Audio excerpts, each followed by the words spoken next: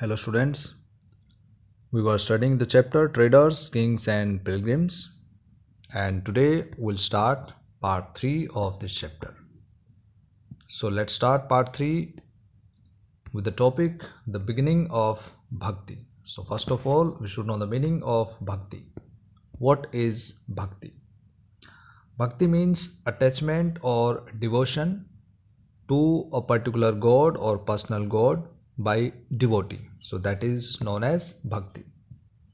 Here, Vishnu as Varaha.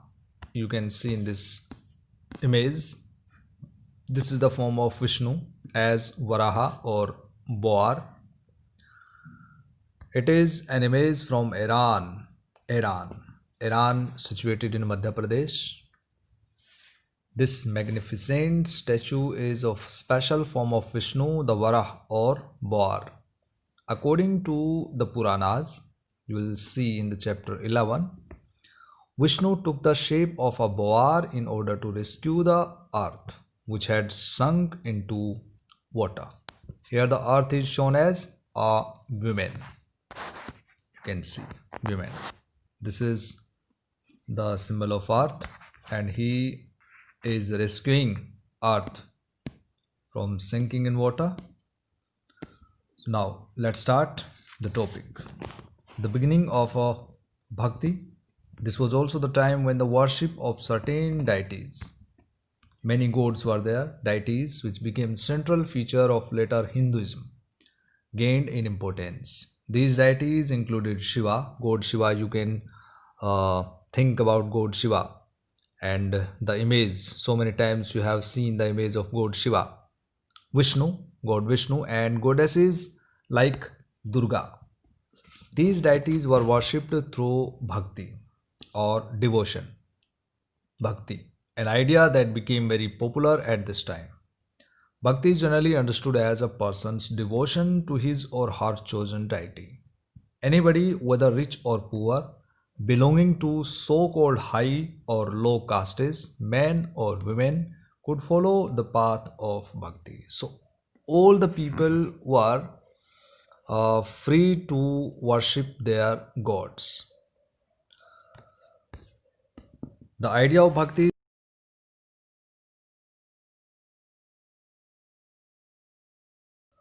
that gives the message about karma or action.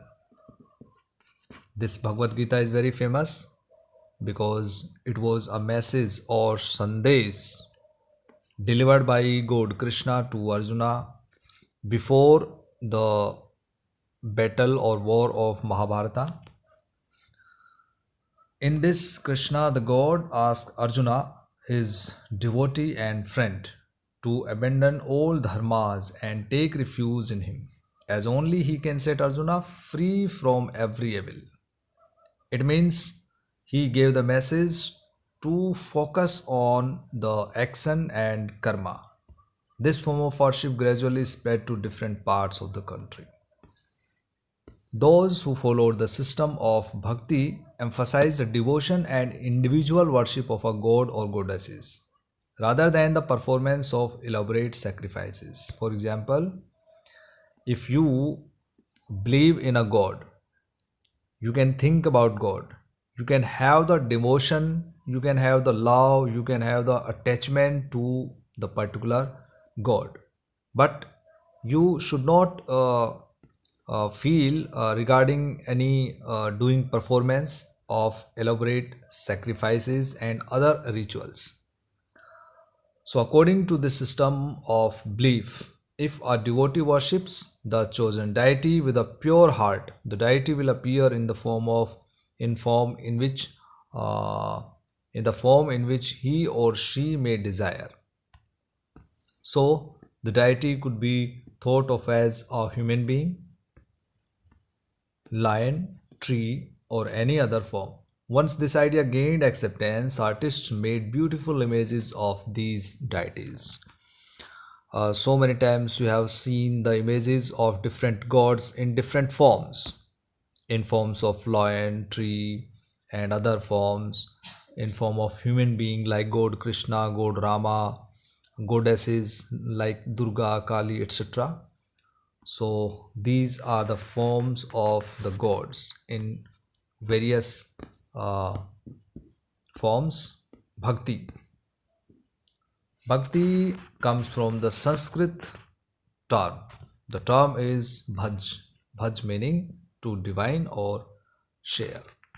This suggests an intimate two-way relationship between the deity and the devotee. So bhakti has two aspects. It means two-way relationship is there in bhakti. One deity and another is devotee. So without devotee, bhakti is not possible. Without deity also, bhakti is not possible. So this is two-way relationship. So it is directed towards Bhagvat, which is often translated as God. Bhagvat is God, but also means one who possesses and shares Bhaga. Bhaga, literally good fortune or bliss. Bhaga, right? Blessings, bless. The devotee known as the Bhakta, devotee is Bhakta or Bhakta, or the Bhagavata, shares his or her chosen deity's Bhaga. A poem by a Bhakta. Most Bhakti literature tells us that riches, learning, and high status do not automatically ensure a close relationship with the deity. This is a part of poem composed in Tamil by Appar. Appar was a person, he was a devotee to Shiva, to God Shiva, who lived about 1400 years ago. Appar was Vellala. Vellala, it was particular community, Vellala. The leper with rotting limbs. Leper, what is the meaning of leper? Leper means the person who is suffering from very dangerous skin disease, and rotting limbs means the hands or the legs are completely rotting. The man who is regarded as low by the Brahmin, even the scavenger, even these men, if they are servants, it has devotees. They might be servants, but they are devotees. Of him who shelters the Ganga in his long hair means God Shiva, because God Shiva has Ganga river from the shelter of Ganga is there in his long hair. You have seen in the images of God Shiva. I worship them. They are gods to me. So here the poet is focusing more on devotion, not on social status. After that, this one. Because the deities were special, these images of the deity were often placed within special homes, places that we describe as temples. So, where gods live, it was considered that gods stay in the temples. You will learn more about these temples in chapter 11. We'll study. Bhakti inspired some of the best expressions in art, sculpture, poetry, and architecture. You can see many temples in the chapter 11. You will study about the temples uh, made or built with the different architectural styles, right? Hindu, this word Hindu. The word Hindu, like the term India, is derived from the river Indus. Indus, India, Inde, Hindu.